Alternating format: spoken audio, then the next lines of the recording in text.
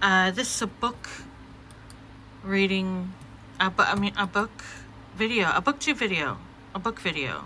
Not a booktube video because as long as I've been on here, I've never really been a booktuber, but I have talked about books. Let's talk about books. This is what I read in November. That's what we're going to do. So it's Monday, December 11th, 2023, 2:59 p.m. I started this like half an hour ago or whatever. So we're going to start. We're going to start with what I've read. First of all, if we look at my book thing, I joined Hardcore Literature Book Club in September, at the beginning of September, and then kind of hell broke loose at home in that he lost his job and everything, like had to find a new job, and everything was scary, and that was scary and stressful, and I wasn't sure if I'd get to stay in the book club. Well, I wasn't sure about a lot of things, but yeah, it was a time. And then November was tough because I don't want to talk about the cats, but we don't have Pico now. He's gone. He got really sick. He'd been sick for a long time, but he got really sick, and that was near the beginning of November. And now we only have Smudge and Vincent. And so I don't want to talk about it, or else I'll have to restart this video again. So back to reading. I finally started to read a bit more. Up until through June, I'd only read 4 books. September, when I joined the club, I finished reading 2 books of my own, like that I had. And then I had started Invisible Man, which was a big read choice of Hardcore Literature Book Club. And I read this book. I read it. The lectures that he gives in the Hardcore Literature Book Club just add so much. And I haven't participated the way I would. There were a couple questions I really wanted to reply to.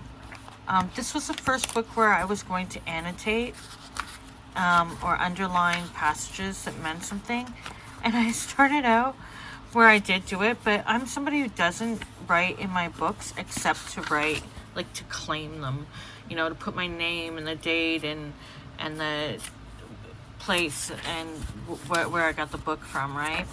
So my underlining did not last. But that's not because this book wasn't powerful. I mean, the writing, and then I was definitely struck by something near the end, which definitely moved me. The book, well worth the time to read it, of course. And my favorite thing, which is going to sound silly, but is how floppy the book is. Like this edition. I'm sorry I bent the corners there. And I even put in it that it was, the inspiration when I finished reading it, and what I did with that book club, which is weird for me. I don't generally write the books that way, but that was the end of the notations for that. So Invisible Man, a classic, definitely jarring at times, especially at the beginning.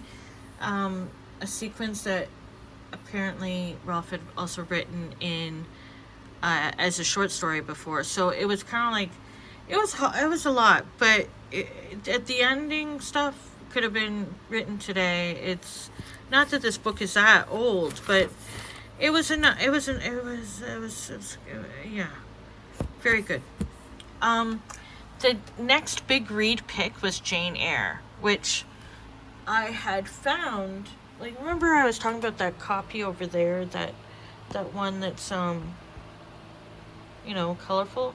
I actually did find my other copy, which is like a worn Penguin Classics, like a really old worn Penguin, which in fact is there on top of the Penguins by the Oxfords.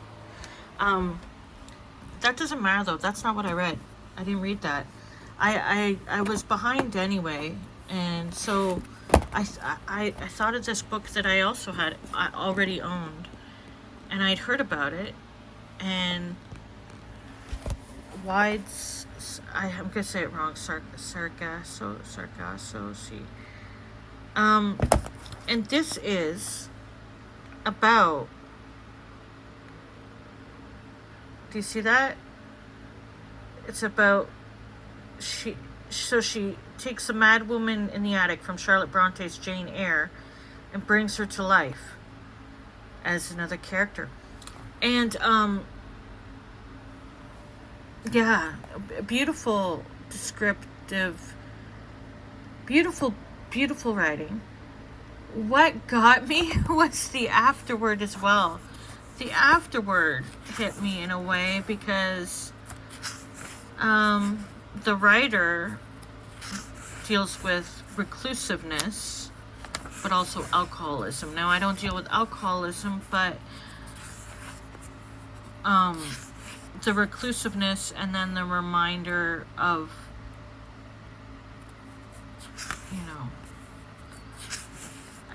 that hit me too, in ways. So I'm glad I was a rebel off the topic. Like I stayed on topic, as in like Jane Eyre is is thought of, but I read something different. I'd already read Jane Eyre, but I would like to read Jane Eyre again and listen to the lectures that were provided in the Hardcore Literature Book Club. But I'm glad I went, to the side with that.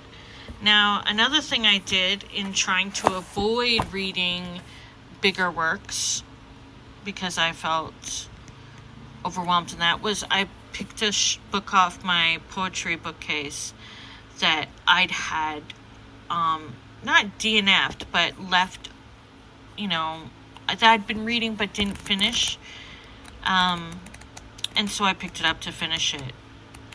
And I was, again, just like, wow, poetry is amazing.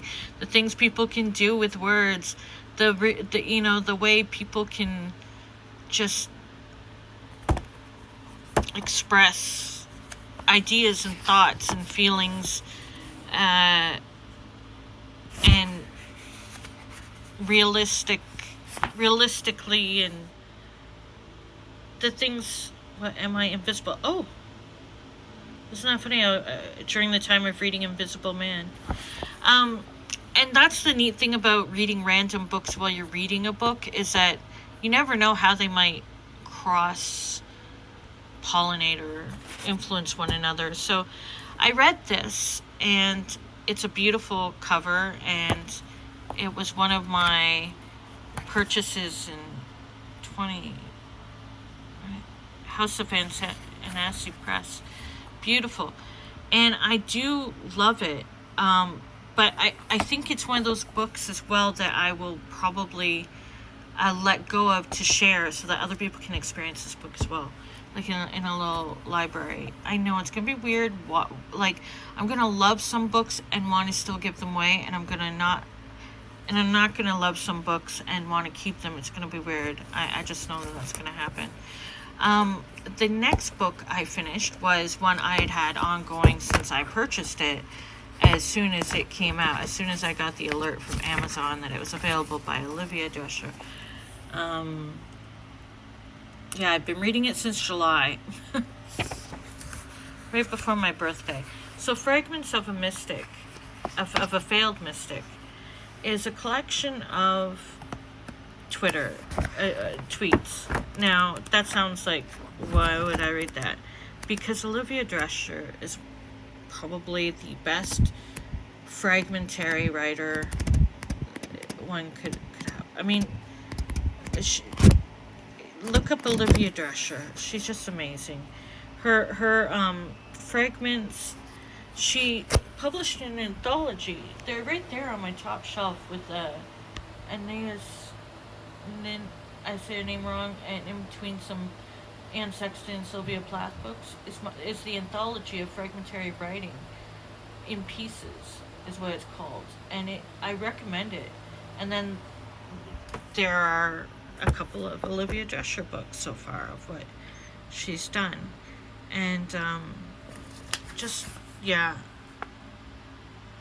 For a writer, days don't pass, they gather, you know?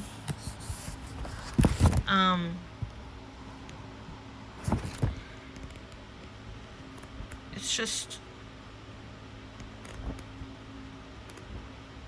I just really appreciate her writing. So, I'm glad I finished reading it. I take my time because with this one, the fragments pack such power sometimes that you just want to let them resonate with you. But I could see somebody just reading through it. But I mean, I think there's something about letting some sit with you. Or maybe writing to interact with them. I don't know. The next book I finished was a hardcore literature book club pick. And it was Hamlet. Hamlet. So, I've had a shelf of Shakespeare since my 20s. Like, I've loved Shakespeare since high school. I was one of the ones who liked Shakespeare. I went to plays at Stratford in Ontario, either with school or with my dad. I loved Shakespeare. But you know what? I haven't actually read him since my early 20s. I just haven't, because, just having the shelves of Shakespeare seemed to be enough. No. No. So hardcore poetry, that sounds hot. Hardcore Literature Book Club, Benjamin McAvoy actually had this project where they're reading all of Shakespeare, play by play, in an order he's figured out. And I jumped in for Hamlet. And yeah, so this book, I don't know where I got it. It was of a time where I still wrote my name in it, but I don't know where I actually got it. Like, my feeling is that it must have been, like, probably City Lights or maybe the local library in St. Thomas. I'm not sure. Even though here it says it's an Etobicoke book, which is, like, Toronto area. But that doesn't mean anything. It could still have ended up in London, Ontario by train, or even St. Thomas. Like, it doesn't... I just know that I don't have a time period. I mean, it could have been a curbside when I lived in the beaches. I don't know. But it is the exact type that we used to use in school when I was in high school. Like, this is the books we used. It's got your... And can I just say, my experience of reading Hamlet now, at my age, in my 40s, compared to teenage me, completely different. I loved this. I loved reading Shakespeare, but reading him now, I understand so much more. I mean, where so many phrases and words come from was Shakespeare, or popularized by him, if not made up by him. And now that I have, like, life experience and culture experience as far as, exposure to various books and music and words and blah, blah, blah, blah, blah, you get it. You just understand so much more. And then there's the nuances of relationship or grief, loss, feelings about things. You get it. I can totally see how reading Shakespeare in different decades or years of your life, or continuing to read him throughout your life, could be greatly beneficial and enjoyable. Like, I'm telling you, I enjoyed reading this. I enjoyed reading Hamlet. And I know it's one of the most popular plays, but, like, I really enjoyed it. And I actually, did I line something in here? There was, like, the line about the woman underlined, like, the insult to his mom, but I underlined this because this struck me. Claudius, the jerk face that murdered Hamlet's father and then married Hamlet's mother within 2 months, right? But still, he said something that I found relatable. But you must know your father lost a father. That father lost his. And basically, it was like, you know, this is the way it is. And to continue to just be grieving is almost like it's against, I don't know. It's a fault against the dead, a fault to nature. It was common theme is the death of fathers. Your prevailing woe. I mean, because I'm still deep in grief. I'm having nightmares still. Well, not still. I'll probably always have nightmares. But, you know, my father's in my dreams and all this stuff. Like, I'm dealing with grief to well, I don't want to get into it, but clearly losing my dad, my reaction of grief has been, and all the stress, loss, stuff around it. I ran out and got a job, but then I abruptly came home after the holiday, after working Christmas and New Year's last year, and then I didn't leave the apartment. The agoraphobia just sort of hit really hard, and I'd looked it up. I don't want to get into it too much, but I mean, it's a response to the grief.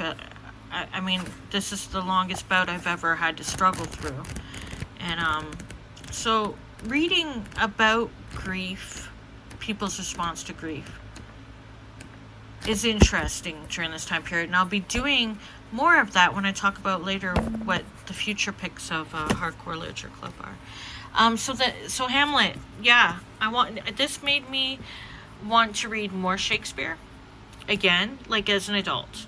It's like, don't just have the books up there for show or because you like them in high school or even in your early 20s. Read them again. Read them, and be freaking amazed that you actually understand what's going on better in a deeper way than before. So the next book I read, which I, again, am just delaying, this is, I finished this early December. So Hamlet was finished 27th of November. I'd already started on Hardcore Literature Book Club's big read in the fall, which is Gravity's Rainbow. So yeah, you can see I'm not making much headway with this because what I'm doing is running from it, even though I want to read it, by finishing other books and or picking up other books from my collection. Before I go on about that, though, I wanted to say I did have the Oxford Shakespeare Hamlet for the reading Hamlet, and I did not even crack the spine of this. I stayed with my rugged Laurel Shakespeare version, but I could see myself getting into this on a rereading of Hamlet. Oh my gosh, oh my gosh, look how, no wonder, wow, they really go into depth with anyway, so moving on to my avoidance of Gravity's Rainbow, which I am going to read. I am reading it, but I'll get into that in a minute. So I was looking at my poetry bookcase, which is, let's just take a peek. It's that bookcase, it's those shelves there behind the tree. So I was looking at that. I think that this is right beside Gwendolyn McEwen. And so, but I was like, I'm going to pick one of the other books, see if I've read it or not. And let's start reading some more poetry, And this book is one I had bought, again, in 2020. I don't believe I'd read this writer before. I don't see them in my book list that I've kept since 2003. So I decided to read them, right? So I didn't even know if they were male or female. Very ignorant. Turns out, wow.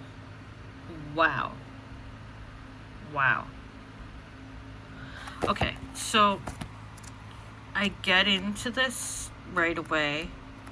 I'm reading it. I'm moved, I'm astounded, I'm humbled, I'm there, I'm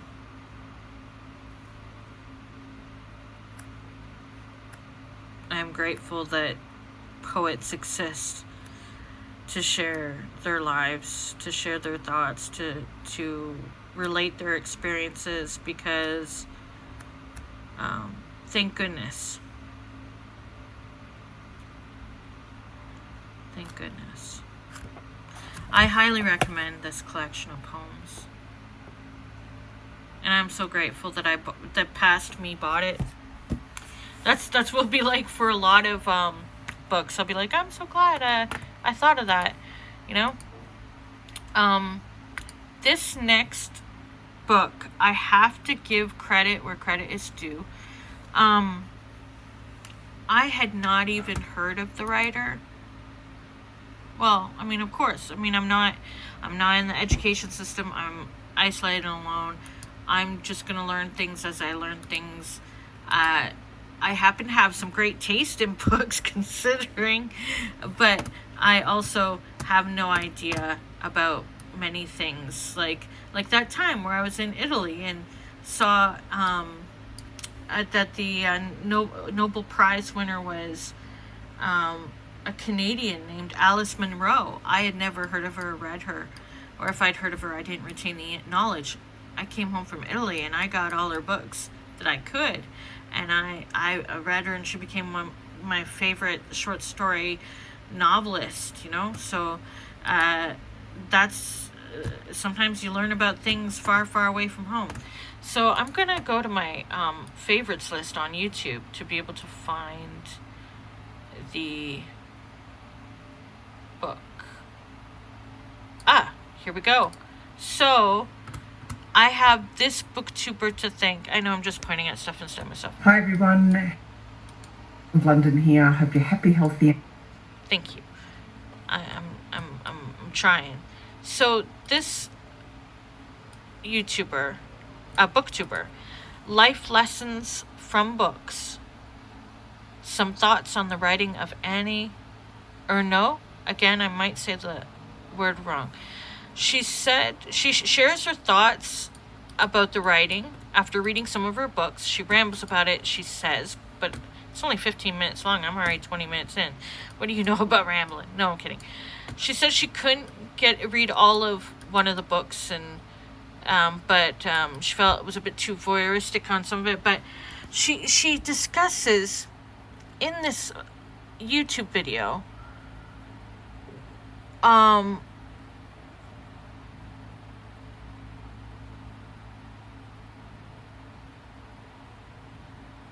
she asks these questions. Your life's not truly lived or experienced unless you write about it, or is it more lived if you express it publicly or privately? Anyway, she had this. I wanted to engage with this topic. I should reply that she did inspire me to buy her books. But because of her, sorry, I'm going to collect my thoughts. The thing is, I've been working on that journal book project, right? I copied and pasted all of my online journal entries into separate documents by years. They cover the span of about 20 years. And I want to make some book volumes in the way of, here, let's walk with me. In the way of Annie Ernaux making her collection. So drop and break everything. In the way of making collections of sharing your writing. It's just sharing your journals, publishing. I want to do that. So, and I've got, of course, all my paper journals going back to the age of 11, sporadically, but they're there.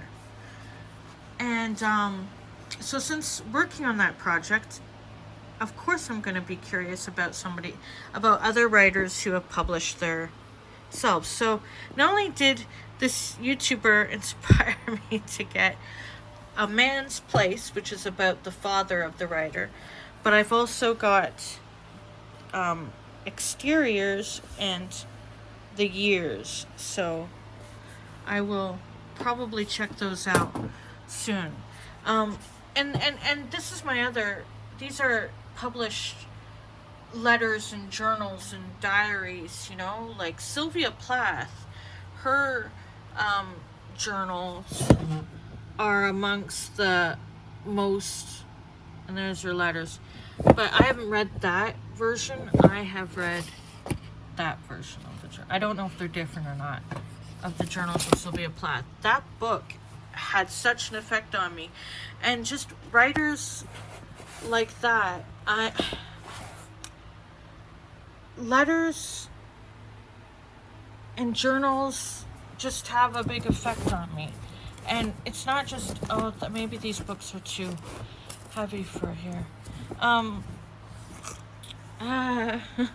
Anyway, yeah, I know the place is a mess. I'm sorry, I'm going through some stuff. But that YouTube video is what made me, the points she made in her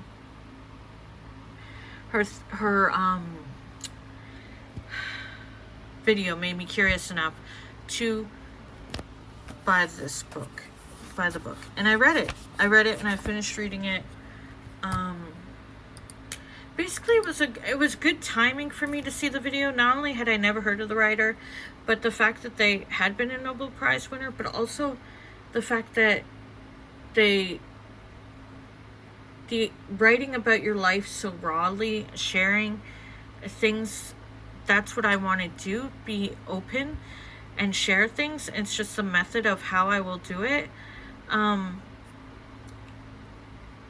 I find that interesting, and I found it interesting to hear somebody's thoughts about, should we really be doing that? Or that's not what she said, but do you know what I mean? Like, was it, what does that say about, can it be too much to see without enough distance between the reader and the writer? And it can be uncomfortable for some people to read, while some of us, I think, are fine with it. You know what I mean? I don't know. I'm totally, I would look up that person's YouTube video and not mine to actually hear her points, because her points are far better. And she, like I said, she inspired me to want to to read this. So reading this, it's about the writer's father. It's about her class struggle or class thing. It did not remind me of my dad at all. Was I picking out because I was hoping it would? No. It was that more like I found myself thinking, you know, parents wanting to work to build a better life and for their kid, and their kid actually achieving that. I mean, what a concept. I know, I'm kidding. That's not what I took away from this. I found it, I found that I'm gonna definitely read more of Annie Ernaux. I know I'm reading translations because she's a French writer, but I feel thankful that I happened upon that YouTube video and happened to find this writer, because I think it's helpful to my own work for what I want to do with my journal writing.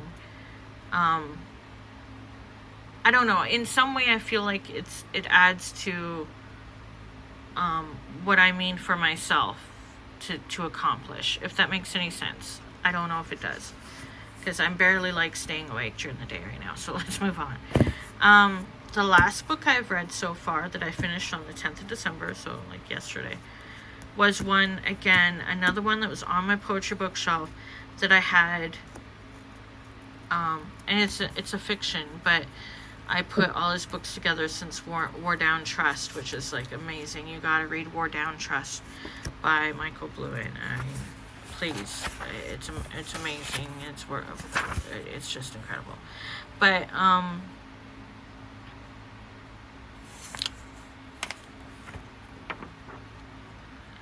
so I had started this book a while ago, probably because he's a writer I enjoy, and he's kind of part of a trio of people I like, you know, that I know that in the writing scene in Toronto, like Bill Bissett and Lynn Crosby, you know, and but yeah, 2020, I was just like, hey, yeah. So this book probably had been ongoing for a while. Quite the cover, eh? Very, very fetching. But I really got into reading it as, again, to avoid reading other things.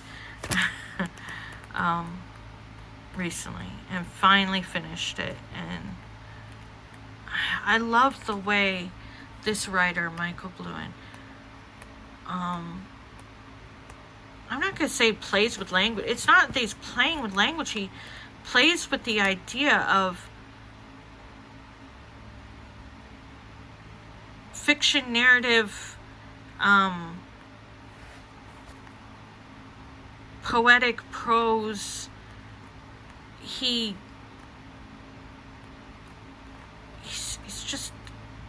got a great mind. I enjoy him. I enjoy his writing, and once I get into what I'm reading of his, like once I've opened it and I'm giving it attention, I'm just like, yeah, more. I don't know, which makes me kind of sad that I didn't just read it the first time, but sometimes there's certain times where you read books or will read them. And how much better can you get? You got Lynn and Bill both giving their kudos for the work here. Yep. Wonderful. Wonderful. Wonderful. Yeah, I recommend checking out this writer. And check out Lynn Crosby, one of my favorite writers, and Bill Bissett. Yeah, his collection of poetry, it's on my shelf. I gotta get into that. Lynn, I read everything that I can get of hers and put it, you know, as soon as I've got it. I can't help it. So there you go. That's what I read in December, November. December's, I got ahead of myself and shared with you the first book I read in December. And this is where I'm like, I love Michael Bluen, I have all his books. But you know what? This is one I also might put with congratulations, rhododendron. I'm sorry, I can't say beautiful flower words. I might actually contribute this to the little library to get it out there, to get it circulating, for somebody to happen upon it. I liked, and this is one of those things where I did like the book a lot. I enjoyed it. I enjoyed reading it. I enjoyed, you know, it goes very well with other Canadian, I don't know, but it's one that I also might chance to like let go of, not for the reasons of not liking it, but for somebody else to discover if they haven't discovered it. Because you gotta support indie. Well, it's not indie, but you know what I mean. Like, I don't know. I shouldn't have said that out loud, but I might. Like this book, this one has to stay for further study. This one's staying. Hamlet staying because it's sentimental now. Staying because I keep Olivia Drescher. And I was thinking that would go. This one could stay for now, and this one's staying. I was thinking of that. I'm just saying. I'm just being honest. And these were both beautifully written, and locally. Like, look at the quality. I love House of Anansi's. But as you can see, I've got too many books. Like, I've just got too many books. There's Bill Bissett. I have to let go of some, don't I? I don't know. I felt so guilty that I immediately put Michael back on the shelf. Michael Bluen. I'm sorry. And then I looked at congratulations. I was gonna keep that one too. I don't know, but I can't keep every book forever. I have to let them go. I don't know. Anyway, so right now, what I'm reading Gravity's Rainbow. I'm also reading, at the same time, A Gravity's Rainbow Companion. It was suggested by the book club, by Benjamin McAvoy, as helpful in reading Gravity's Rainbow, and I can see why. Now I don't usually, even with hard works, I don't use any companion novels. I just read and understand whatever I understand. But I find this fascinating to be reading, but it could be slowing me down. It could be slowing me down. So we'll see. We'll see. It could be very much slowing me down. I think he's already published the second lecture. Let's say what else I've done. So I deleted my YouTube, my online journal that I'd had for over 20 years. It's gone. It no longer exists. Because when I did finish my journal book copying, there when I let it go. I could have waited till the end of the year, but I didn't. So it's all here. It's all here, and there you go. Oh, that reminds me. Other things I did do. In November, I wrote every day NaNoWriMo. I did NaNoWriMo. I continue with the agoraphobia project, which I don't know. I just was writing, trying to journal, to write every day, and I did so successfully. I had a $5,000, oh my God, I wish. I had a $5,000 head start. No, I had a 5,000 word head start on the first day by sprinting with someone who writes a lot. And that kept me about 2 days ahead for a couple weeks. Pico was gone on the 13th. And I know I fell behind. I was hardly writing. You're supposed to write 1667 words every day, and some days I didn't even do I did pass the 750 words to keep a streak going, but I hardly wrote. But then I managed to catch up, and I finished NaNoWriMo on the 28th of November. And then for funsies, I did Word Wars with someone in the NaNoWriMo Discord group with locally, and I did 8,000 words on that day and 9,000 words on the last day. So I wrote. So there you go. And I've continued to write.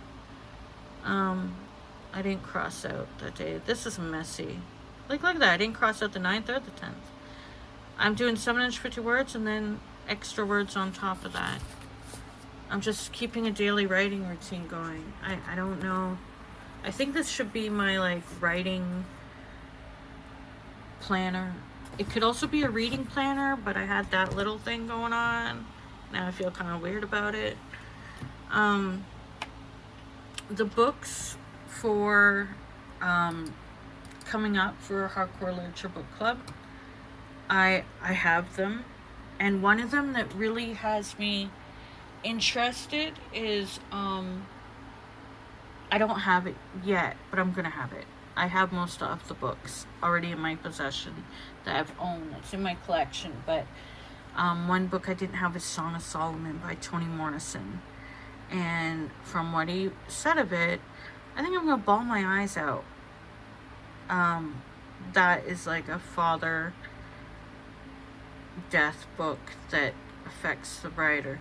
I think it'd be good for me to read it, and I think it'll be the right time. So that's all I got to say about that. That's me catching up about books, right? That's me catching up about books. So let's put these books back as I knock shit over. Hamlet can go back here. I was gonna tape the cover and I never did. I don't know what to do about that. That's not good. That bending. Hamlet here. Hamlet. Oh, there's Macbeth. So what is even holding this? Because I let go of some books, right? I keep trying to let go of some books, and I don't know. Everything's a mess. I'm sorry. But it's been like, it's been kind of rough. And I have no excuse, because this is my book nook, and it should be comfortable. I'm moving the chair around. It should be comfortable and tidy and clean, and it's just not.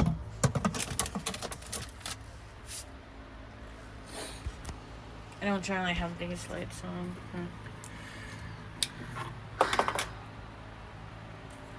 Remember when I put those on the wall for that from home work job that I got? And then they didn't keep me. Yeah. So, Invisible Man can go back here with the classics. And that's where I must have bent him. Yeah, I've got classics everywhere.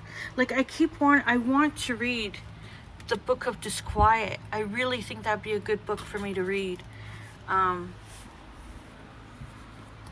not gonna put Jean right here. Not necessarily in order, I know. We're gonna move this here. Fragments of a Miss. You know, I still want to do that project where I get all my books and type them into a document to show, so I know what books I have. I still want to do that. This isn't a proper place, but this is where these are going at this time. Look at some of that. My Americana. See, there's my Alice Munro. There's my dad.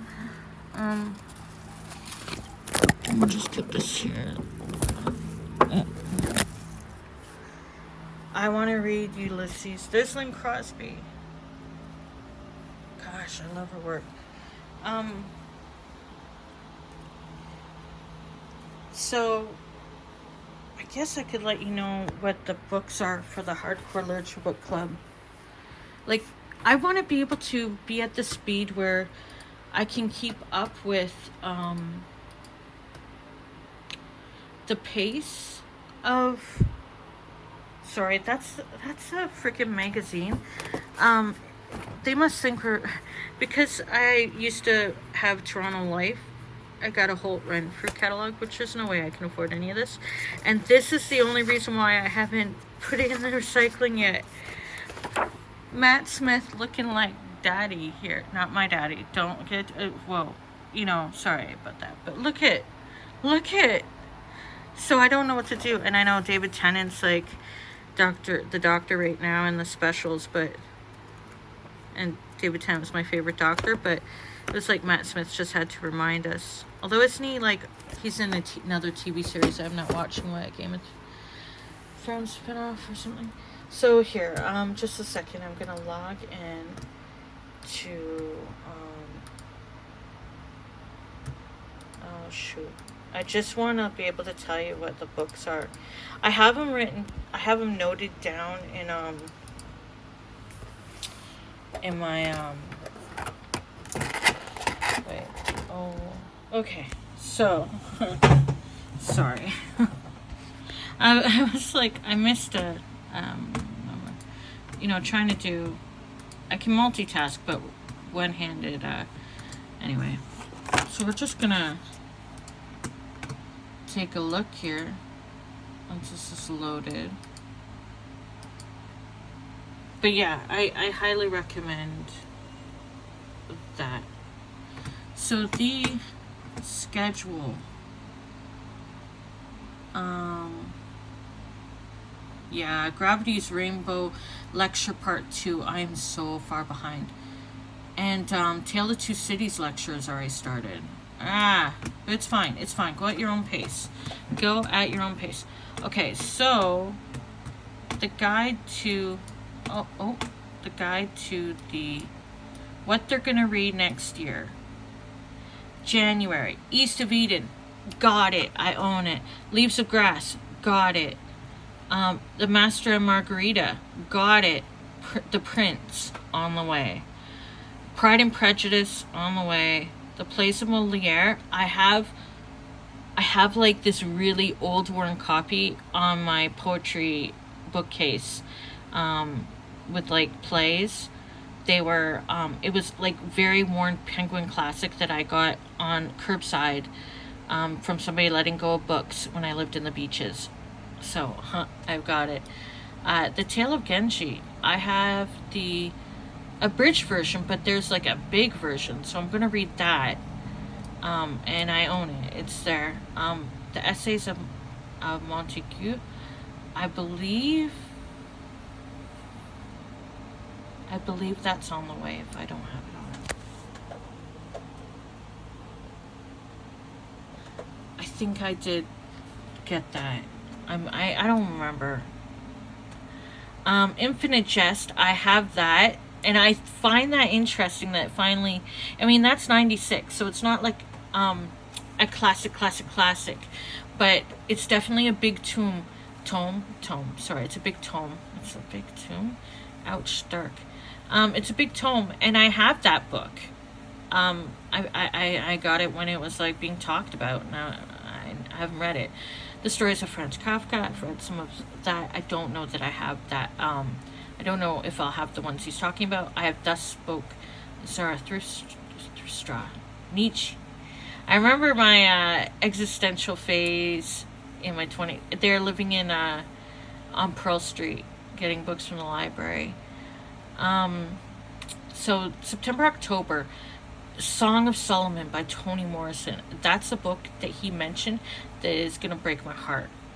Inferno by Dante. I have that.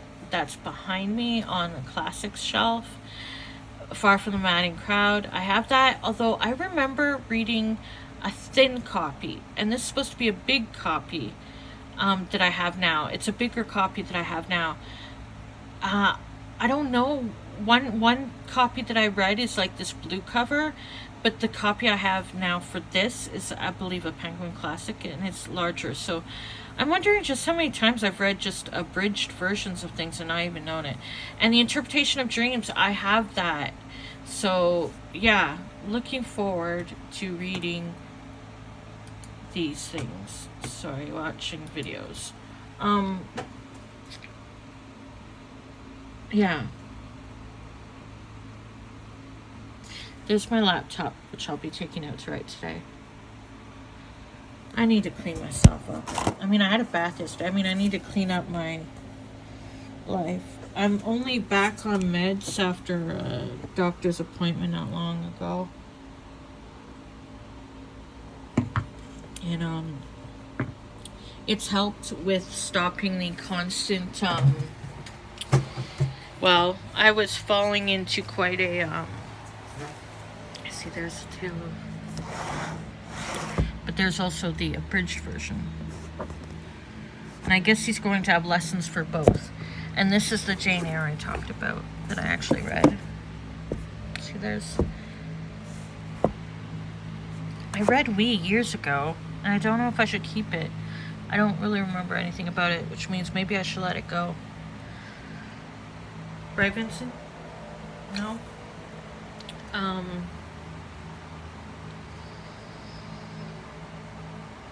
I don't know. I only have these Sexton and Plath books here for, like, I've only read this one, but it was for reading them. I honestly have other places for my Sexton and Plath, which I find it interesting how they are, I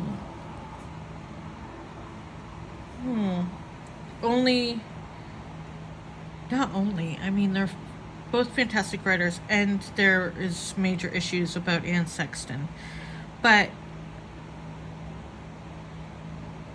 what bothers me is all the literature I'm surrounded of that are men that were problematic, and yet they're considered brilliant, and yet the brilliance of these two is, I don't know, I don't want to, that's something people are studying. But see, these are those books that I mentioned that I got off the side of a curb and didn't realize just how there's Moliere. So hopefully it will have the plays that he's going to have us study. I did have the Theban plays. I could have participated in that. So yeah, I'm definitely focusing on reading more. I'm not ignoring you, fantasy. The Legends and Lattes down there. And this, the health, not just health, these are like body keeps a score, dreams, health, there's the interpretation of dreams. I want to read Lost Connections, and I loved Radical Acceptance. That was years ago I read that. Clearly I did not take to the concept, or else I'd be going outside right now, wouldn't I? Books I want to read, I want to read All Americani, even though he's a jerk face. I want to read Poet Warrior and The Glass Castle. And, I'm overwhelmed. I want to clean my desk. There's like journals that haven't been written in.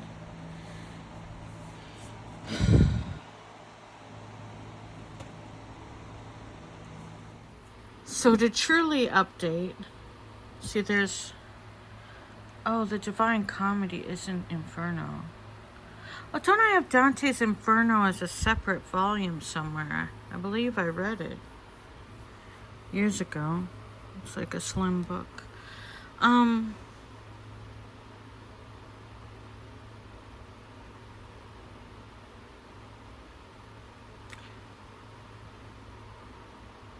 I'm struggling with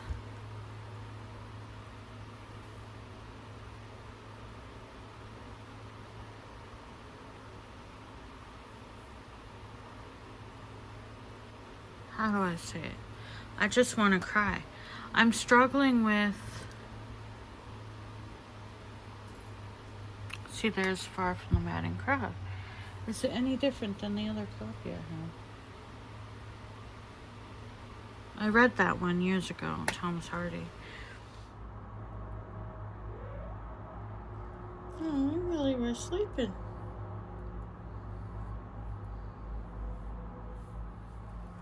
Aww. 4:46 p.m. I went outside. It was the first time since October 6th where I only went around the corner. And that had been the first time outside since I came back from work on January 2nd. So, this was my longest bout of not leaving the apartment. And so you could almost not even count October 6th, except I will. But it was only a few minutes. But tonight, I took out the recycling, and then I went for a walk. Just under 2 kilometers, not very much, not very far, but I went a few blocks, and I only came back because I was like, well, I haven't gone for walks in a long while. It could be tough to come back, but I did it. Came home and had a little mini bath, and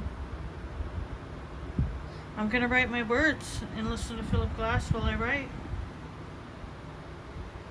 So yeah,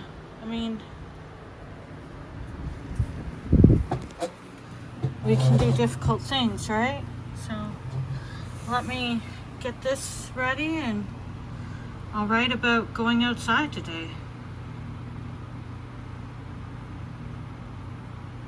Hope I go outside again soon.